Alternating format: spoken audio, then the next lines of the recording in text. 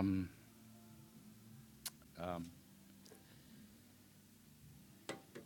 몇 주 전에 저희 손님이 저희 사무실 한번 찾아와셨어요. 저희 손님인데 7년 전에 시민권자인 어머니가 초청을 해주신 분입니다. 그래서 이제 문호일자가 열려서 비자 준비를 하고 있는 상태인데 갑자기 어머님이 돌아가셨어요. 그래서 이제 한국에서 급히 오셨습니다. 와서 보니까 어머님이 한 70대신데 평소에 건강하셨는데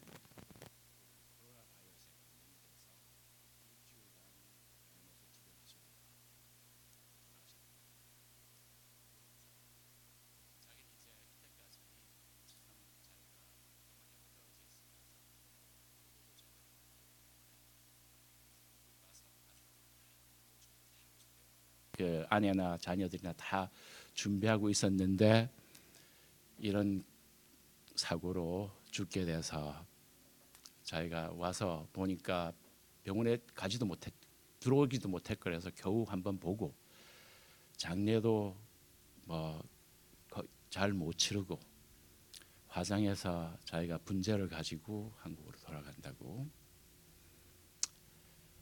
참 자기는 자기 가족들과 함께 미국 오려고 다 준비하고 있었는데 도리어 어머님의 분재를 가지고 한국에 돌아가게 됐다고 하면서 눈물이 글썽했습니다.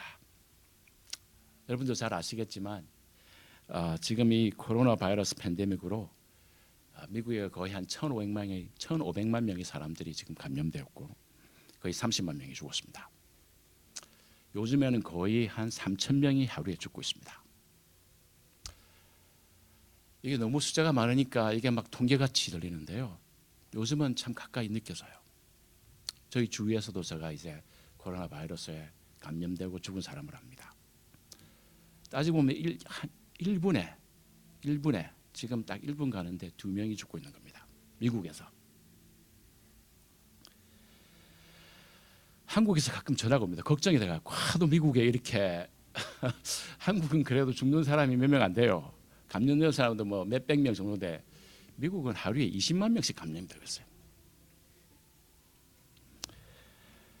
참 안타까운 것은 이런 죽음은 예방할 수 있는 죽음이었습니다. 그래서 그냥 성인병으로 죽는 것은 우리가 그렇다지만 이것은 예방할 수 있는 죽음이었어요. 한마디로 희생당한 죽음입니다. 그래서 더 안타까운 것입니다. 그리고 엄청난 경제적인 피해가 있었습니다. 처음 코로나 터졌을 때 거의 2천만 명의 사람들이 직장을 잃었습니다. 그리고 수십만 명의 비즈니스와 사람들이 지금 파산 신청을 했고요. 여러분들도 아마 주위에 이렇게 경제적으로 어려움 당한 사람들, 또 슬픔 당한 사람들, 그 사람을 아시게 될 겁니다. 이런 것을 제가 느끼면서 이렇게 한번 생각해 봤습니다. 이런 팬데믹 가운데 과연 하나님은 어디 있는 것인가? 여러분, 우리가 어떻게 이 팬데믹을 바라보아야 하고 이해해야 되는가? 오늘 여기에 대해서 오늘 여러분들하고 잠깐 생각을 하고 저희 말씀을 좀 나눌까 합니다.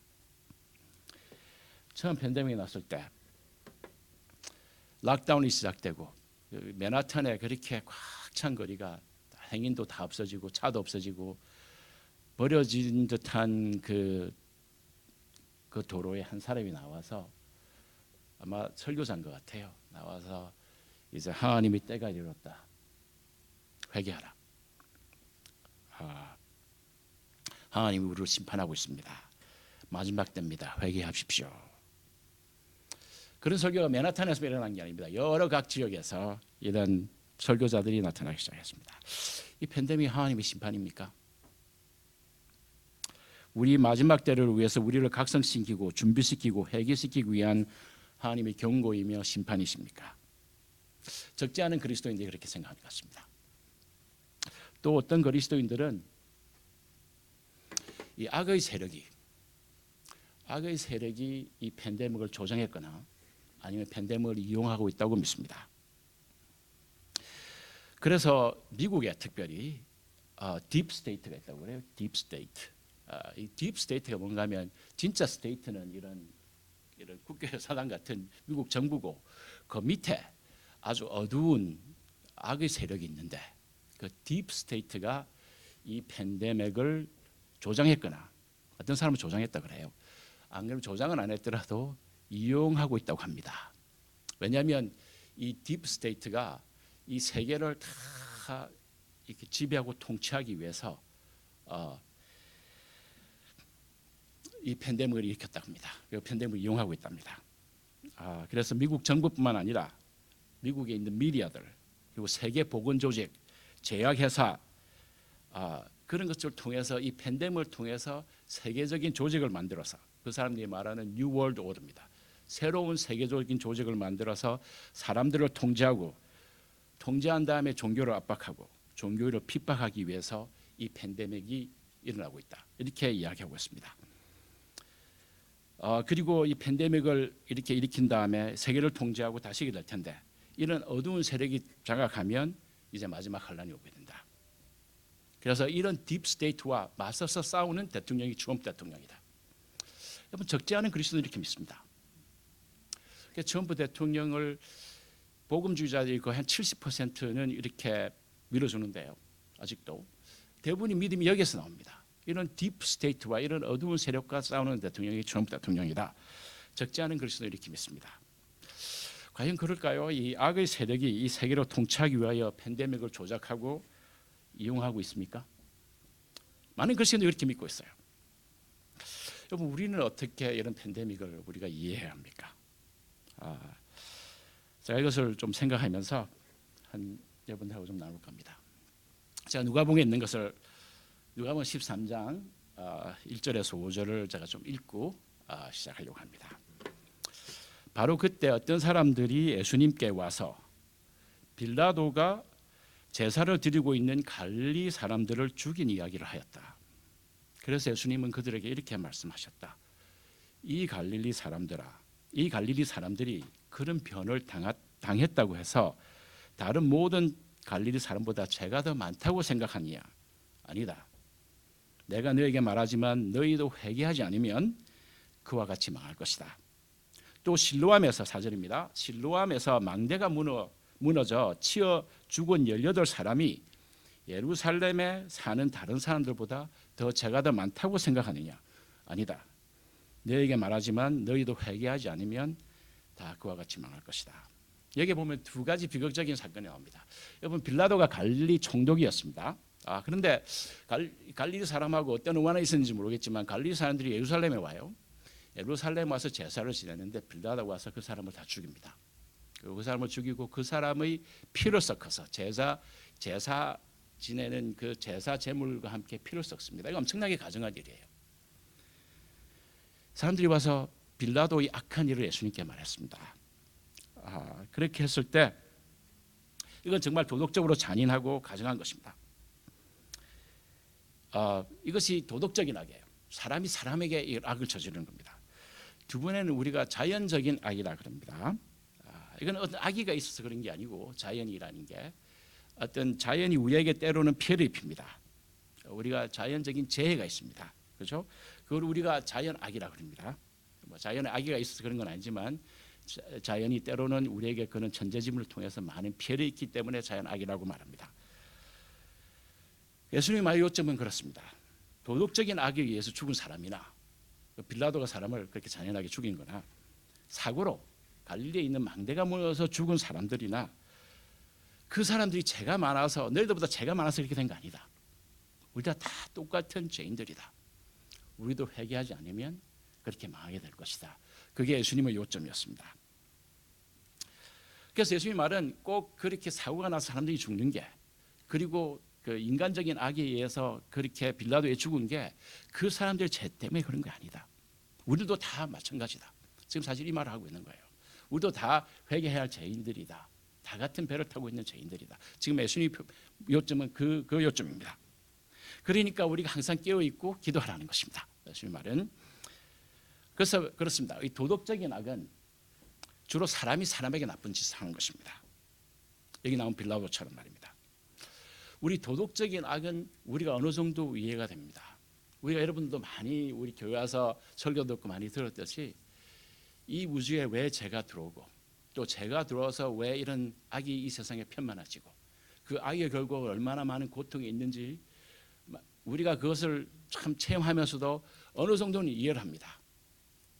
그죠? 하나님께서 우리를 너무나 완전하게 창조했기 때문에 그래요. 너무나 완전하게 창조했기 때문에. 우리가 하나님께서 정말 원하는 것은 우리가 하나님을 자유로 사랑하는 겁니다. 그래서 하나님 우리를 창조하실 때 우리가 자유로 사랑할 수 있는 자유로 주셨습니다.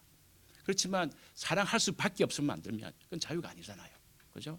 그 사랑할 수 있는 자유에는 남을 미워하고 증오하고 할 수 있는 자유까지 포함되기 때문입니다.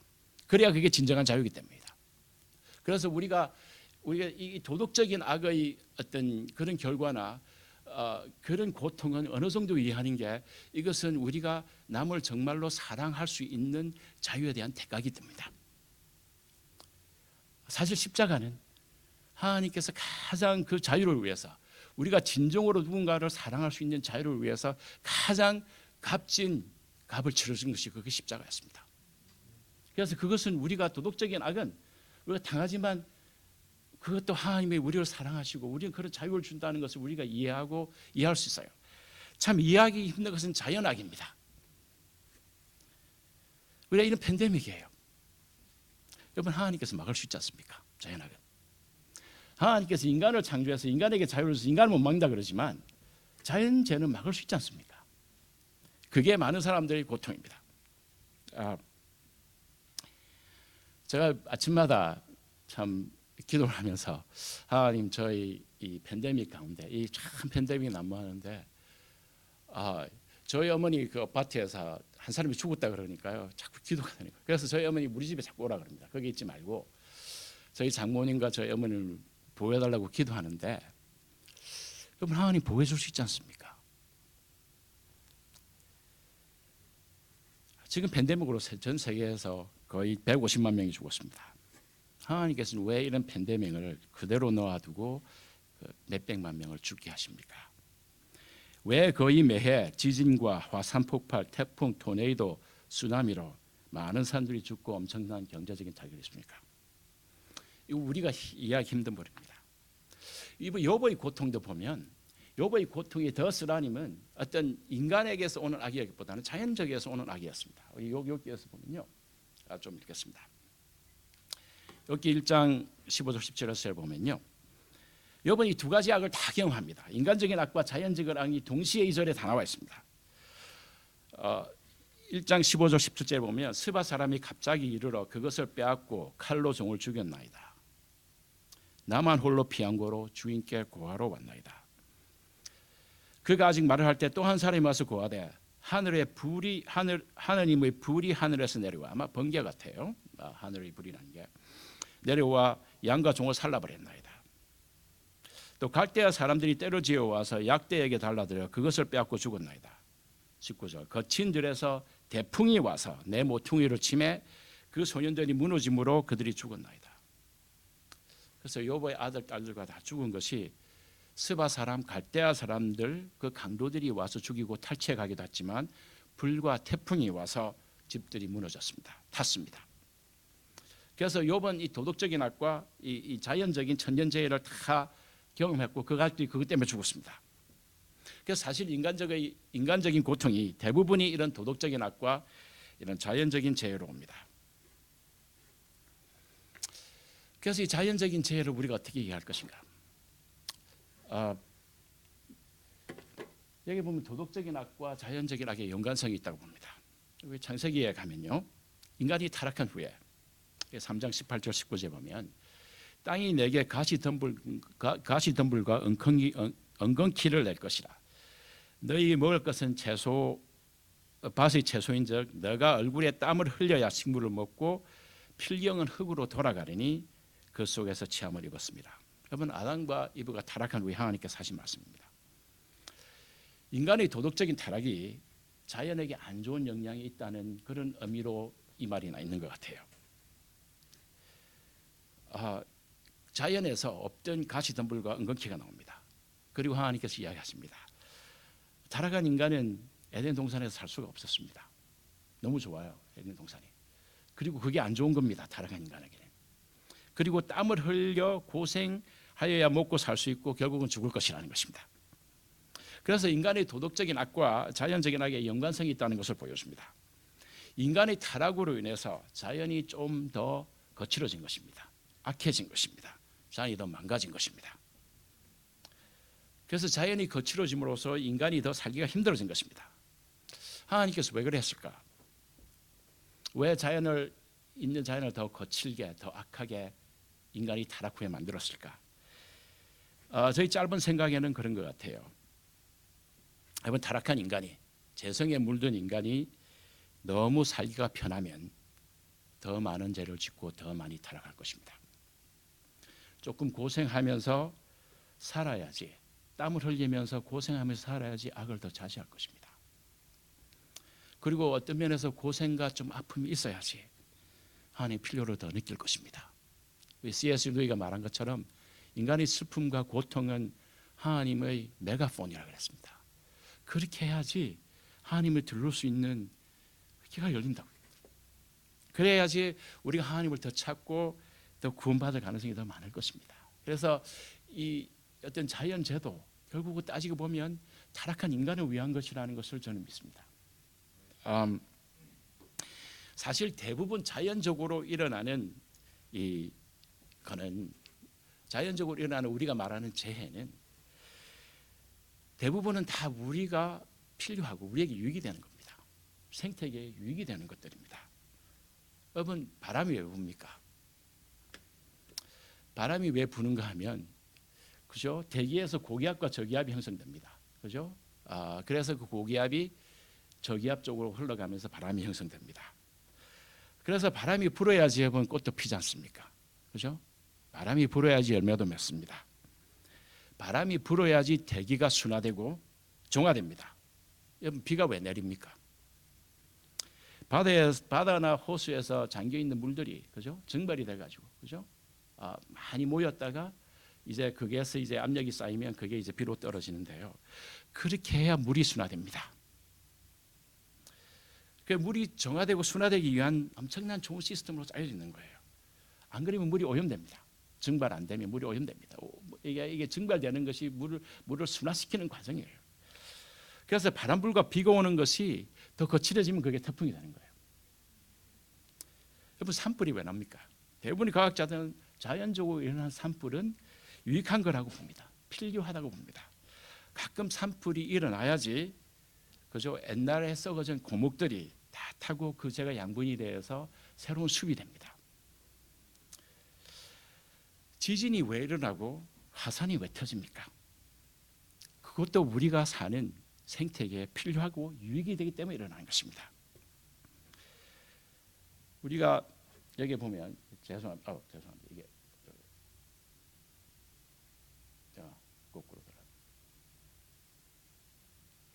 이게 조금 죄송합니다. 이 지진과 화산이 왜 유익이 되는가를 설명하기 위해서 조금 과학적인 말을 하려고 합니다. 우리가 사는 이 지구는 영어로 표현하면 텍토닉 플레이트로 되어 있습니다. 이게 지질 구조판이라고 합니다. 이 대륙을 이렇게 받쳐주는 판이 있습니다. 이게 우리가 노스 아메리칸 대륙을 받쳐주는 판대가 있어요. 그리고 바다 밑에도 땅이 있지 않습니까? 해양판들이 있습니다. 이런 판들이 이게 지금 지구 밑에 깔려 있는 이런 화염이라 그러고 매그마에 떠다닙니다. 그래서 가끔 이렇게 해양판과 대륙판이 마주칩니다. 마주치면 이 해양판이 주로 조금 더 밑에 있으니까 밑으로 침식이 됩니다. 섭입된다고 해요. subduction 된다고 합니다. 섭입되는데 해양판이 이런 많은 물기가 있는 판이 들어가면서 여기에 있는 용암에 습기가 많이 있는 것이 이제 이게 압력이 이루어집니다. 그래서 이게 조금 틈이 있으면 분열이 있으면 그것을 태워 나오는 게 사실 화산입니다. 그래서 주로 이런 지진대나 화산대는 우리가 링 오브 파이어라는 이런 데서만 일어납니다. 대부분은 해양을 바다를 받치고 있는 판하고 육지로 있는 판이 이렇게 부딪혀서 해양판이 들어가면서 생긴 그것이 지진대고 이 산이 다 화산대고요. 그다음에 이게 지진대인데 사실 그렇게 되고 있습니다. 그래서 왜 이게 이렇게 되는가 하면 물론 바다 안에서도 하와이가 다 사실은 이게 하와이도 여기서 두 해양판끼리 만나면서 이런 용암이 나오는 그런 건데 그래서 지금 하와이에 큰 섬이 생기고 있습니다. 지금 빅 하와이 그 바로 뒤에 알로이라는 큰 섬이 생기고 있어요. 거기 엄청난 용암이 나오고 있습니다. 대부분 과학자들은 특별히 이 해양이나 또 우리 육지에서도 지구의 3분의 1의 표면이 1년에 3분의 1 표면이 용암으로 깔린답니다. 그렇게 해서 이렇게 오래된 이 육지의 판도가 이게 다 오래 있으니까 이제 낡은 거예요. 그래서 낡은 철을 용광로에 녹여서 새 철을 만들듯이 이것이 습입돼서 들어가서 거기에서 다시 용암이 돼서 나와서 새로운 땅을 형성하는 것입니다. 그렇게 돼야지 지구 생태계가 살아난답니다. 그런 일이 일어나지 않으면 달처럼 화성처럼 되는 겁니다. 그리고 그거는 황무지가 되는 것입니다. 그래서 어떤 면에서 보면 물론 화산도 터지고 지진도 나면 조금의 피해가 있습니다. 그죠? 파급적인 피해가 있지만 큰 그림을 보고 보면 우리 생태계가 꼭 필요한 거예요. 그 생태계 필요한 겁니다. 이 일이 일어나지 않으면 지구가 순환되지 않습니다. 지구의 땅이 순환되죠. 지구의 땅이 재생되지 않는 것입니다. 그래서 보면 하나님께서 엄청나게 이 지구라는 것을 우리 대기뿐만 아니라 이 지구, 우리 땅 다 재생되고 순환될 수 있게 엄청나게 잘 짜임새 있게 만들어 놓은 거예요. 그런데 지금 이렇게 만들어 놓은 이런 체계가 조금씩 어그러지고 있는 것입니다. 제가 이번에 유타하고 콜로라도에 우리 가족들하고 여행을 갔는데요. 가서 보는데 저희들이 한 번씩 다 가본 데예요. 오래간만에 갔습니다. 갔는데 참 산맥도 좋고 다 좋은데 참 아쉬운 게 그냥 연기로 꽉 차오게 해줬습니다. 옛날에 제가 가봐서 다 그 아름다운 산맥들이 다 연기로 쫙하게 있는 거예요. 콜로라도 유타의 그 아름다운 캐년이 그냥 연기로 쫙 깔린 거예요. 이게 다 캘리포니아에서 산불이 나가지고 그 연기가 여기까지 온 것입니다. 이게 캘리포니아 산불인데요. 제가 살 때도 캘리포니아 산불이 종종 있었어요. 1년에 한 100번 정도 있었습니다. 요즘 캘리포니아 산불이 거의 만 번이 일어났습니다. 여러분 이거는 상상할 수 없을 정도예요. 이것도 그냥 조그마한 산불이 아닙니다. 대형 산불이에요. 우리가 걷잡을 수 없는 산불들이 거의 9,279번이 일어났습니다. 샌프란시스코에서 보니까 이거 마지막 재앙 같아 진짜. 완전히 그 산불로 완전히 휩싸여. LA도 그렇고 샌프란시스코도 그렇고 그게뿐만 아니라 캘리포니아, 유타, 콜로라도까지 연기로 쫙 깔려 있습니다. 산불. 제가 또 플로리다를 갔었어요. 이번에 플로리다 그 펜사콜라라는 거 갔었는데 제가 가서 오자마자 다행히도 저희 있을 때 일이 안 나왔습니다. 가서 오자마자 거기 허리케인 살리가 와가지고 펜사콜리아 그 비치 도시인데 거기를 완전 물바다로 만들었습니다. 이번에 멕시코만에서 허리케인이 12번이 옵니다. 우리가 허리케인 시즌이 한 3, 4개월 되는데요. 여름간. 매 2주마다 허리케인이 온 겁니다. 매 2주마다. 여러분 우리 코로나 팬데믹 때문에 우리가 너무 정신이 없어서 지금 캘리포니아와 다른 지역에서 이런 많은 재해가 일어나는지 여러분 잘 모르겠지.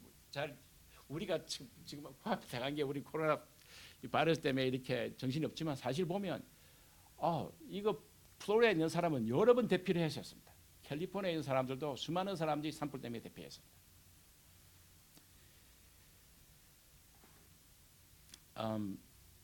지금 대부분 99%의 과학자들은 이렇게 허리케인이 강도가 세졌고 빈도수가 자전을 하고 산불도 이렇게 빈도수가 계속 이렇게 늘어나는 것이 지구의 온화 현상하고 직접적인 관련이 있다고 이야기합니다. 생태계의 파괴, 지구의 그래서 여러분 아시겠지만 지구가 뜨거워지고 있습니다. 지구가 뜨거워지기도 하지만 지구가 뜨거워지는 속도가 많이 늘어나고 있습니다. 옛날에는 많이 오르면 10년에 0.5도 올랐습니다. 지금 그 2배가 오르고 있습니다. 10년에 1도가 오르고 있습니다.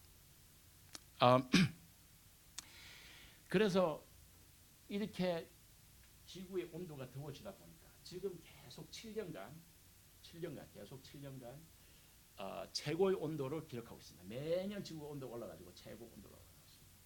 그래서 지구가 뜨거워지니까 캘리포니아 같은 사막에는, 그죠? 사막에는 너무 건조하게 되는 겁니다. 그래서 숲이 성냥갑이 같이 되는 거예요. 그래서 불이 더 쉽게 나고, 또 불이 나면 걷잡을 수 없게 나는 거예요. 그리고 또 플로리다 같은 경우에는 멕시코만에 더워지니까 너무 많은 수증기가 멕시코만에서 올라와서, 그죠?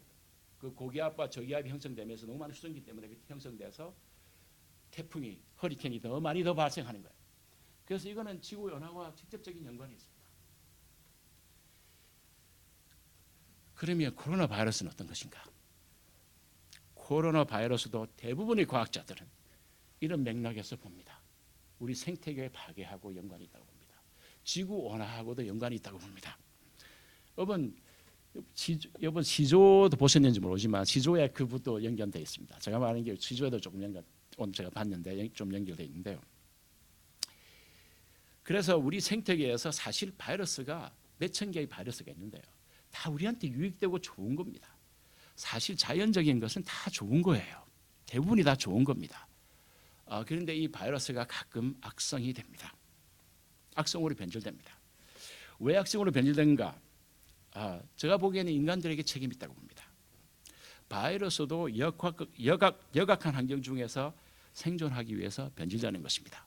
사실 바이러스가, 인간이 바이러스를 이기는 그 가장 좋은 뭡니까? 그게 열을 올립니다. 열을 올려서 바이러스가 열 때문에 죽는데, 이 지구가 온화화되니까 바이러스들이 그런 더워지는 그 환경 중에서 살게 적응하는 겁니다. 바이러스가 원래 그렇게 더운 데서 안 사는 바이러스인데 지구 온화되니까 적응해야 되는 거예요. 적응하다 보니까 뜨거운 그런 환경에 적응하다 보니까 변질되는 것입니다. 그래서 앞으로 과학자들은 코로나 바이러스뿐만 아니라 이렇게 생태계가 계속 파괴되고 지구가 더 온화되면 계속 더 악성 바이러스가 변질될 것이라고 봅니다. 제가 저희 집에서 제가 가장 좋아하는 곳이 저희 집들에 있는 숲입니다. 제가 시간 만나면 숲에 나가서 이렇게 보고 하는데요. 그리고 저는 잘 때도 창문을 열어놓고 잡니다. 이 숲에서 들어오는 바람이 참 좋아요. 그런데 이 자려고 그러면 짐승들이 너무나 많이 싸우는 거예요. 그래서 그게 가요대도 있고 밥캣도 있고, 밥캣은 큰 고양이 같은 개만한 고양이 같은 것들입니다. 가요대들도 막 싸우는 소리가 너무 심하게 나는 거예요. 그리고 싸우고 울고 그래서 제가 창문을 닫습니다. 너무 시끄럽고 우는 소리가 너무 시끄러워서. 제가 좀 동물단체 좀 미안한 게, 그 동네를 만들기 위해서 그 90%의 그들이 살고 있는 생태계를 없앴습니다. 그리고 10%만 남겨둬요. 거기에는 왜냐하면 개발할 수가 없어. 거기에는 개울이 흐르기 때문에 개울은 못 막기 때문에 그 개울에 그 플러드 존이라서 집을 못 짓습니다. 그래서 그것만 남겨놓고 그들의 생태계를 다 없앤 거예요. 그들의 생태계 90%를 없앴습니다. 그러니까 그 동물들이 자기 생태계가 없어지고 거기에 이제 갇혀서 밀착된 데서 사는 거예요. 그러니까 서로 싸우고 사는 겁니다. 그 서로 싸우고 물고 죽고 하는 거예요.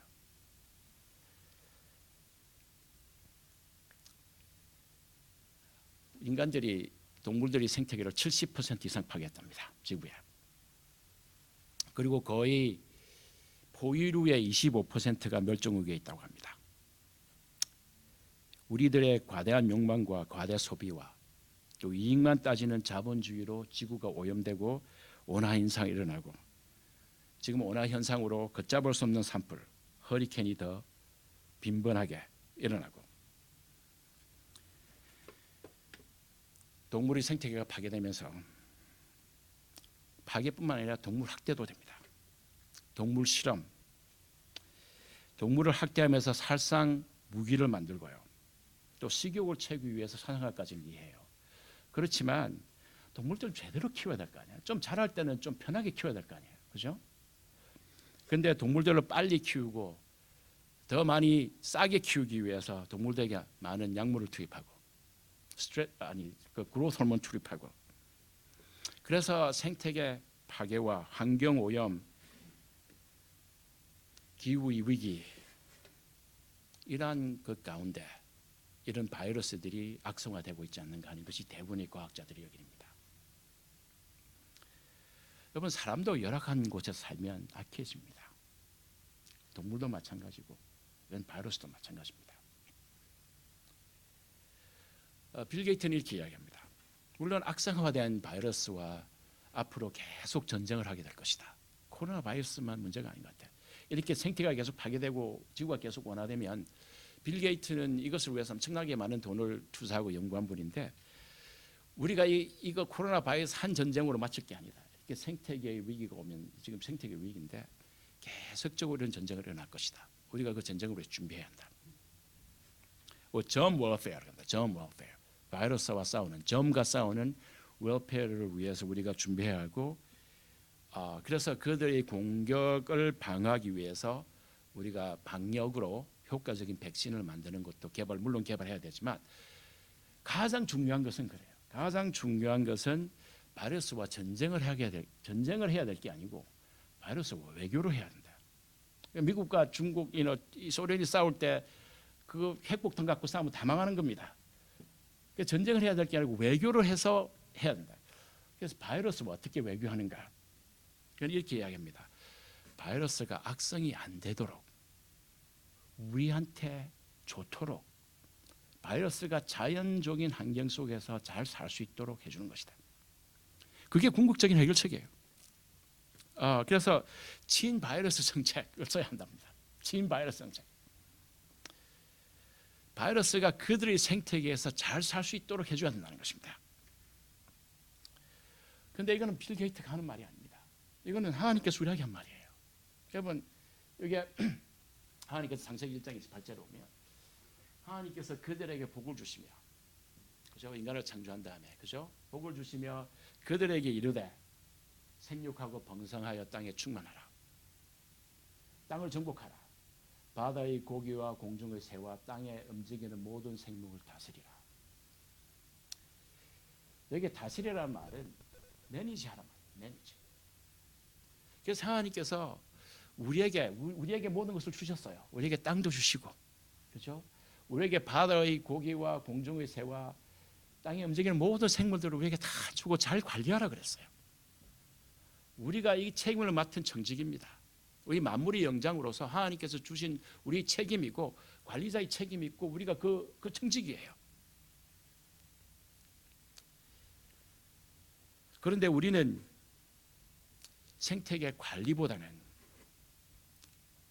생태계를 파괴했습니다. 우리 책임을 다 못한 것입니다. 우리의 과대한 욕망과 소비와 편리함을 추구하면서 생태계를 파괴한 것입니다. 그래서 어떤 면에서 코로나 바이러스의 재앙은 우리가 불러온 것입니다. 이 자연재해, 인재가 더해진 것입니다. 꼭 자연재해만은 아니에요, 이것이. 그렇죠? 이게 허리케인이 일어나서 플로리다에 이렇게 많은 태풍이 오는 것이, 이 캘리포니아에 그렇게 많은 산불이 나는 것이 꼭 자연재해만은 아니고, 이게 인재가 더해진 것입니다. 바이러스도 악화되는 것이 인재가 더해졌기 때문에 악화되는 것입니다.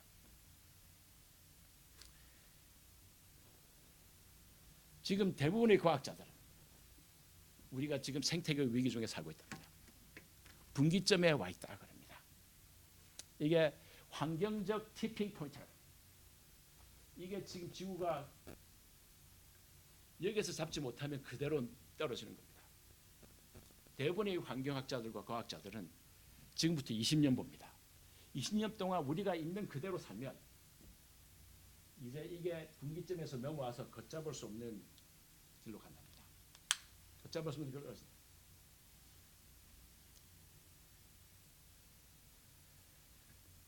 그래서 제가 이걸 티핑 포인트에 와 있습니다.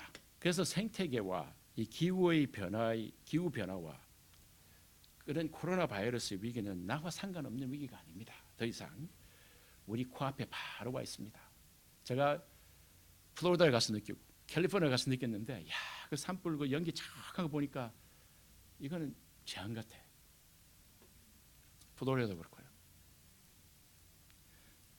그리고 거기에만 일어나면 괜찮은데 이제 미국 전역이 코로나 바이러스로 이제 다 거의 다 감염된 것 같아요. Every state now. 그래서 이 위기가 함께 온 것이 우연이 아니라고 생각합니다.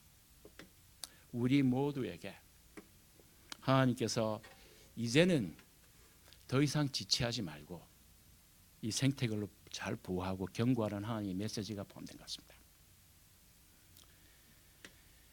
이 생태계가 더 많이 파괴되고 지구가 더 많이 온화화되면 더 많은 치명적인 그런 팬데믹, 전염병이 올 것입니다.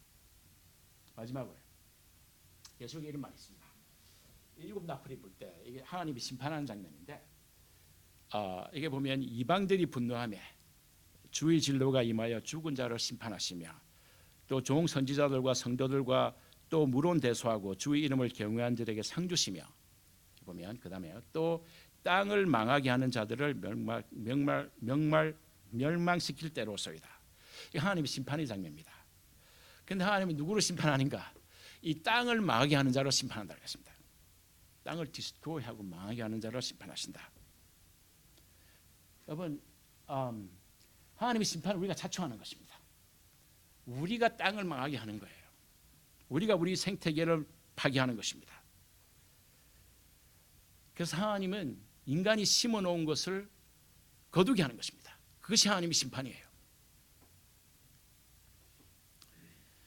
그래서 하나님의 심판은 이미 멸망된 것을 깨끗하게 하는 것뿐입니다. 이런 면에서 보면요, 코로나 바이러스는 우리에게 공동 책임을 묻는 하나님의 심판입니다. 저는 그렇게 생각합니다. 이때까지 우리가 바르게 살지 못한 우리의 너무 욕심만 차리면서 과대 욕심, 과대 소비, 그리고 너무 이익만 추구하면서 생태계를 파괴한 인간들의 공동 책임인 것입니다. 그런 것에 대한 결과가, 그 결과를 그대로 우리에게 감당시키는 것이 하나님의 심판이십니다. 뿐만 아니라 생태계를 더 잘 보호하라는 우리의 책임을 묻고 또 더 잘하는 하나님의 경고입니다. 그래서 이것이 어떤 개인적인, 어떤 도덕적인 개인적인 심판이 아니라 우리에게 공동 책임을 묻고, 그죠? 우리가 참 인간이 여러분 위대한 것은 우리는 우리 자신을 성찰할 수 있습니다. 그죠? 우리 주위 환경을 보고 이게 어떻게 돌아가는지 이해할 수 있어요. 그걸 성찰할 수 있습니다. 그리고 우리는 돌아설 수 있습니다. 회개할 수 있습니다. 그것이 인간의 위대함 아닙니까?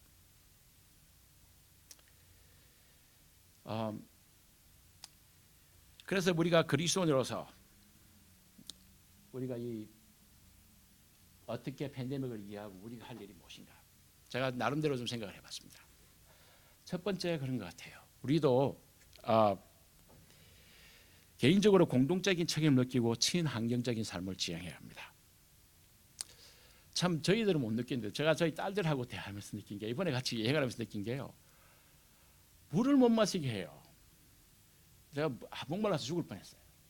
이 플라스틱 왜 팔면 플라스틱 물통을 못 사게 합니다. 환경 오염된다고. 그리고 이 쇠로 된 물통을 갖고 다녀요. 그래가지고 아이고 하이크 가야 되는데 그 쇠로 된 물통만 갖고 가가지고요, 목이 말라 죽겠는데 그걸 가지고 한 4시간을 가는데 그것만 먹었어요. 그러니까 얼마나 목이 말라. 근데 그 플라스틱 된 물통 못 사게 하더라고요. 그리고 왜 이 차 샀냐고 야단이에요. 전기차 사지. 그러니까 다음에는 꼭 전기차 사라 그럽니다. 그리고 또 오더니 바로 우리 집 위에다가 솔러 패널 씌우래요. 별거를 다 산 거 같아요. 그런데 앞으로 그렇게 할 생각입니다. 제가 이걸 보면서 이거 빨리 우리가 우리 생활 패턴을 바꿔야 되겠구나. 우리가 친환경적인 삶을 살아야 되겠구나. 여러분, 그게 어떤 면에서 우리 인간 모두에게 주신 하나님께서 주신 사명이에요.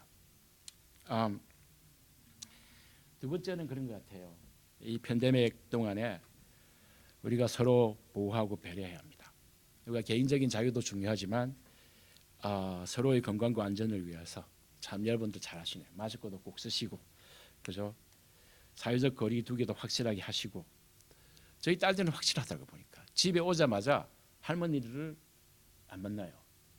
테스트 해보고 네거티브 다음에 3일 만에 3일을 기다려요. 3일 만에 할머니하고 같이 앉아요. 그래서 우리 정말 주의할 필요가 있습니다. 이 부분에 있어서. 여러분들 우리 교회 오시면요, 정말 만나면 반갑고 악수도 하고 싶고 헉도 하고 싶은데 좀 참으십시오. 좀 참으시는 게 좋습니다. 지금은 떨어져야 삽니다. 뭉쳐야 사는 게 아니고 지금은 떨어져야 삽니다. 그리고 보니까 저 주위에서 이제 보니까 팬데믹 때문에 참 경제적으로 참 엄청난 손해를 본 사람들, 그리고 또는 슬픔을 상한 사람들을 많이 만나게 됩니다. 우리가 그런 사람들을 찾아 나셔서 어려워하는 사람들과 함께하고 도움의 손길을 주는 것이 우리가 해야 할 일이라고 봅니다. 제가 그 손님들 생각하면서 참 할 말이 없더라고요. 내가 참 미국 이민 오려고 저하고 여러 번 통화했어요. 미국 이제 비자 한다고 문호가 열려가지고 그렇게 기대에 떠 있었는데 어머니 미국 와서 장례 치르시고 분재 가지고 한국 나가야 됐다고. 그런 분들을 보면서 제가 참 그분이 눈물이 글썽하는데 저도 참 마음에 감명이 왔습니다. 그러면서 제가 한 장면을 생각한 게 참 예수님께서 나사로 무덤 앞에서의 관계입니다. 여러분, 예수님은 해결책이 있었습니다. 그렇죠? 나사로 무덤 앞에서 사실은 울 필요가 없었어요. 그는 생명이고 부활이고 나사로를 곧 살릴 겁니다. 그런데 왜 예수님께서 왜 울었을까? 이게 시대에 종해 보니까 이런 말이 있었습니다. 이게 사실은 이 나사로 무덤 앞에서 화이트 부인이 말하면서 한 이야기입니다. 하나님의 아들이 신이었으나 그는 인성을 쓰셨으며 인간의 슬픔에 감흥되었다. 그의 부드럽고 불쌍히 여기는 마음은 언제나 고통받는 자의 동정을 일으키게 하였다. 그는 우는 자와 같이 우시고 기뻐하는 자와 같이 기뻐하십니다. 여러분, 하나님의 심판의 장면이 그런 것입니다. 하나님의 심판은 사랑에 섞여 있습니다. 하나님께서 우리가 잘못한 대가를 받게 하십니다. 그게 하나님의 공의예요. 우리가 그만큼 생태계 파괴하고, 그죠? 경고도 주시지만 그런 우리가 심은 대로 거두게 하는 것은 하나님의 심판입니다.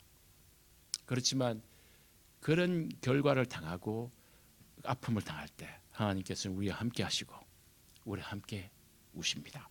그것이 우리의 하나님이십니다. 그리고 그런 것 같아요.